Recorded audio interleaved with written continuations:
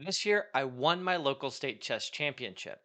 Everything came down to the final game, which contained several moves that I'm quite proud of, and some brilliant moves and ideas in both the game and in the variations. Going into the final game, I had just two wins, a loss and a draw. Normally, that would not be enough to contend for first place. But fortunately for me, this year, everyone had taken a beating. Everyone except my last round opponent, National Master Mike Saylor. Mike had three wins and a draw. He was a full point ahead of the rest of the field, including myself. But I knew that if I could beat him, I would share first, and my tie breaks would very likely be enough to take home the trophy. I open the game here with e4, and Mike responds with pawn d5. We get a Scandi, and I capture on d5. He plays queen takes d5. I play knight c3, and the queen goes back to d6. This is, of course, a bit less common than queen a5, but it's a perfectly good and very solid move. In fact, I've played Mike many times. I know he plays the Scandinavian. I've played against him in the Scandinavian and in this particular variation quite a lot. He is a very solid player who is very difficult to defeat. He's very resilient in positions that are a bit worse. I knew that I wanted something really sharp. I thought that would play into my style and against his style, and I also thought that that would really affect his nerves. He only needs a draw, so he doesn't want to be in a position where he could win, but he could also lose. Meanwhile, that's exactly what I want, and so I was pursuing that and a time advantage as my strategy for the game. Here, after queen d6, we get a lot of natural moves. Bishop c4, knight f6, knight f3, pawn c6, queen e2, e6, d4, bishop e7. Again, these moves are very, very common in this particular variation. If I don't do a lot here, black will have a very good position with good control over d5 and can expand with b5 and a5 at some point. So I decide to mix things up. Pawn to g4. I don't really care if this is the right move or not. It's just in the style that I need to play in. It's very, very sharp, and I create problems for Mike to solve. You don't want to capture on g4 because after rook g1, eventually the g7 pawn will fall, and I am much better developed. I'll be able to castle queenside, and Mike won't be able to solve his king problems, so I'm likely to get a big attack early in the game. Instead, Mike plays pawn to h6, and now I play rook g1. I'm going for h4, g5, and then g6 if I can get all of that in, and then I might be able to roll over Mike in this position. Of course, he's not going to make it so easy for me, and in this position, he plays knight to d7. So we get pawn h4, knight b6, hitting the bishop. I don't want to give up that bishop. That light squared bishop is great, so I pull it back to b3. Bishop d3 was also very reasonable. Now here we get knight b to d5. Now, in this position, I played a move that Stockfish doesn't really like, but that I'm actually quite proud of. And it was just in the mode that I felt like I needed to play in this game. My thinking was that if I play pawn g5, which is actually Stockfish's preferred move, after an exchange on g5, my opponent will open up the h file, which is good for this rook. They'll be able to throw in knight takes c3, and then after the recapture, Mike will put this knight on d5. The rook on h8 is improved, and he's got this situation where these two knights are kind of tripping over each other, but he's traded one off. So I thought that if I could prepare g5 without allowing an exchange on c3, the knights on f6 and d5 might be tripping over each other. So I played knight d1. I also have a space advantage. So to my thinking, it would be favorable if I could play pawn c4 and keep all of the pieces on the board. Eventually, the knight can reemerge. Again, Stockfish doesn't really love this move, but for me, I really do quite like it. I'm proud of this move, which I was playing after some thought. I'm still better here, and I create more problems for Mike to solve. So here we get knight f4, queen d2, hitting that knight. And in this position, we have one of those brilliant ideas I talked about in the introduction. What I was expecting from Mike and what the computer says is best is knight 6 to d5. Of course, you'd love to have a knight on d5 and you'd love to secure this knight on f4, but the big question is, can't I just play pawn c4, kick this knight away, and then I can go take this knight on f4. Well, what I was anticipating is knight b4. And this is hilarious because I can immediately take this knight on f4, but then I run into the royal fork on d3. Or I can include pawn c5, and after the queen moves, I can take this knight. Both knights are hanging, but if I capture either knight, the other knight will go to d3 with a royal fork. So the knights both defend each other in this really weird sort of geometry in the middle of the board. My favorite variation is after pawn c4, knight b4. Here you can play knight e5, which looks like a really good idea. I'm still attacking this knight, and now I'm covering this d3 square. Looks great, right? Black should attack my knight, trying to kick it out of the middle of the board, and then you get big checks on d3. So I can throw in c5, kick the queen back, and then I can go and play queen takes b4. And at this point, I've won the game, right? Or at least I have a great position. Well, not so fast, because queen takes e5 check is a brilliant move. After the capture on e5, there's knight to d3 with a royal fork. Black picks up the queen on b4, and the position is just super, super sharp and really unclear. Again, I was anticipating this from Mike, but he doesn't go for knight 65. I don't know if he saw any of these ideas or if he was just attracted to his own idea, which is a pawn sacrifice that's also quite interesting. So, after pawn g5, the idea is that the exchanges are going to lead to my pieces being a little bit misplaced. I do win a pawn, but my pieces are a bit misplaced, and the rook is going to have the open h file. So pawn takes g5, pawn takes g5, and I say, all right, I feel like I need to go take that pawn. Knight takes g5. The other advantage of taking the pawn is also that I undermine this knight. The knight just pulls back here. Very patient move from Mike. Knight back to f3, and now rook h3, hitting this loose knight right here. Knight to g5, rook h2, and I don't remember if it was on this move or somewhere else, but around here, Mike offered a draw. The thinking was that I'm probably going to pull back, attack the rook. He can go back to h3, and we can repeat moves back and forth with my knight attacking his rook, pushing it back, and him keeping pressure on my loose knight. But I don't want to draw, and I still felt like I was quite a bit better. And the computer agrees. I do have about a half pawn advantage according to the computer, but Mike has some good tactics and some compensation in this position.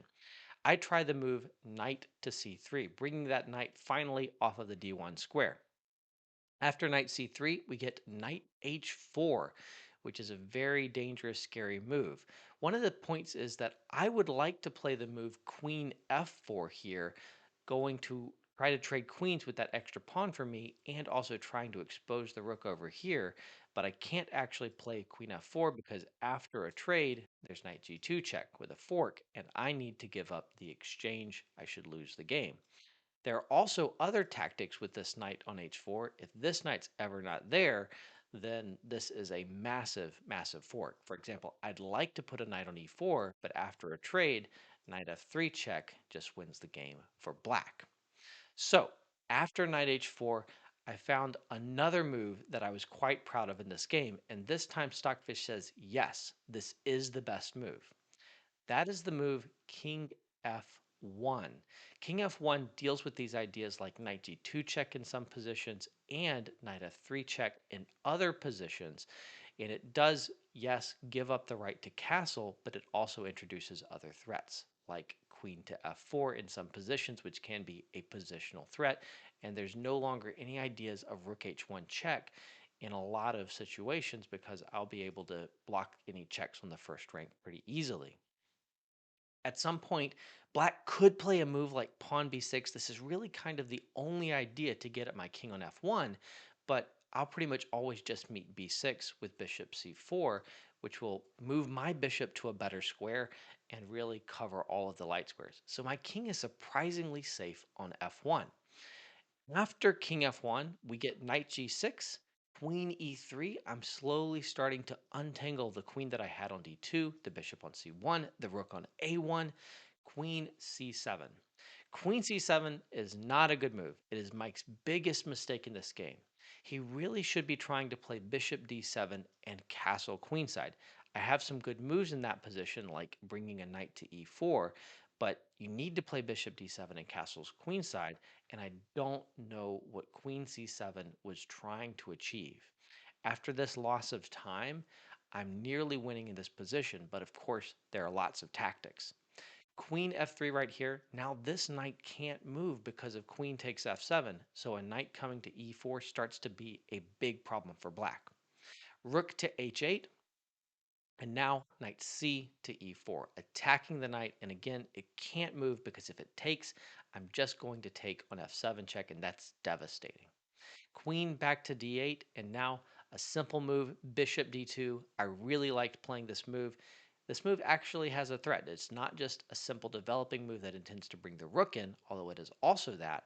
The threat here is in many positions. For example, after pawn to a6, wasting a move, I have bishop to b4, striking at this bishop, and if the bishop moves, then I'm just going to take on f6. So this is a crushing position. In fact, after bishop d2, a key move here is pawn to a5, simply stopping me from playing bishop to b4. But of course, I have a huge advantage in these positions. Instead, Mike tried knight to h4.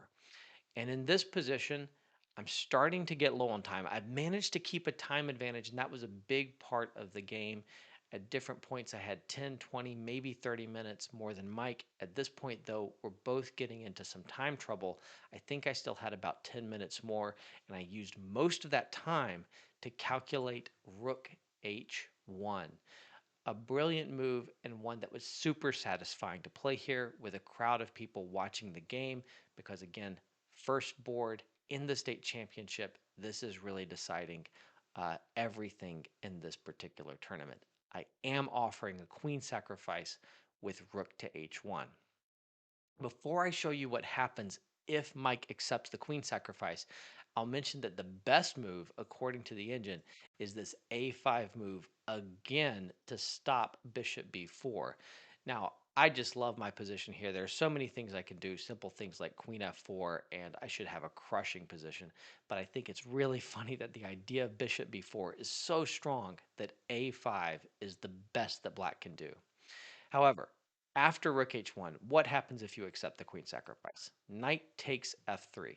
So I spent a good bit of time calculating here before I offered the queen sacrifice. Rook takes h8 check.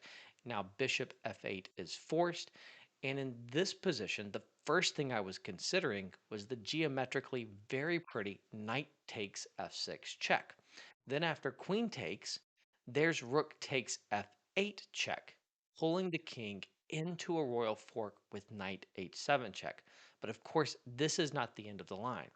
One thing black has to watch out for is don't play king e7 because bishop b4 check, and then I win the queen without black being able to recapture here. So that's decisive. Instead, after knight h7 check with this royal fork, black needs to play king g7. Now I play knight takes f6, but black gets to throw in knight takes d2 with check. I step up, but knight takes b3, another intermediate move attacking my rook. I throw in knight h5 check, moving my knight to safety, king up, and then pawn takes on b3. And in this position, I would basically have a winning endgame with an extra pawn, a half open a file for the rook, a good pawn structure, all of those favorable things, except for pawn e5. This move frees the bishop with a threat to play bishop takes on g4 with check, winning the knight on h5. I can still maintain some advantage with pawn to f3, but it is a big question whether or not I can win this game. I did calculate all of this and conclude that I wasn't sure that this was a winning endgame, and I couldn't find any improvement in the lines during the game, and there is none. There's just no improvement. This line doesn't win, but there is another winning line, and I did find it before I sacrificed my queen. In this position, I can simply play bishop to b4. There's a massive pin on this bishop right here. I'm going to take it next turn, or maybe I throw in a capture on f6. And there is just no defense for Mike in this position. It's +5 according to the computer. So this is what I had prepared, and it would have been a beautiful finish to the game. I really think Mike should have played this way because maybe I don't play bishop b4. Maybe I play for the favorable endgame and I miscalculate something. We're both in time trouble after all. But instead, after rook h1, Mike decided that he couldn't accept my queen sacrifice. Again, we've seen that I do win in that line, but I have to show some accurate moves. And instead, Mike played queen takes d4. But this move loses in a bunch of different ways.